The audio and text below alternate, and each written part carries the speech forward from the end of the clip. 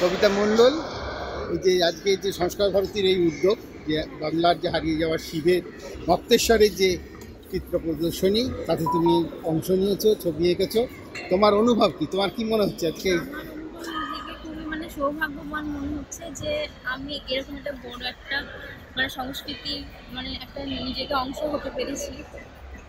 Indian মিউজিয়ামের মতন জায়গায় হ্যাঁ, তোমার ছবি। এত বড় একটা জায়গাতে আর সংস্কার ভারতী মতো একটা সংস্থা আমাকে সুযোগ করে দিয়েছে, সেটা আমার কাছে খুবই সৌভাগ্যের, খুবই সম্মানের। আমার খুব ভালো লাগছে। আর এই ছবিটা আঁকতে গিয়ে তো তোমাকে একটুখানি পড়াশোনা করতে হয়েছে বা হ্যাঁ, জানতে হয়েছে কিছু? এই ছবিটা আঁকতে গিয়ে আমাকে জানতে হয়েছে প্রথমে নর্তেশ্বরের ব্যাপারে জানতে হয়েছে। নর্তেশ্বর শিব যে আমাদের বাংলাতে ছিল আগে, এখন যে দেখাই যায় না, সেটা আমাকে অনেকটা পড়াশোনা করতে হয়েছে তার ব্যাপারে। তারপরে আমাকে জানতে হয়েছে যে এটা করেছি আমি ওড়িশার পটচিত্রের আঁকা। আমি এর আগে ওড়িশার পটচিত্র করিনি, এটাই প্রথম। তাই আমার ওড়িশার পটচিত্রের ব্যাপারে আমাকে প্রচুর পড়াশোনা করতে হয়েছে।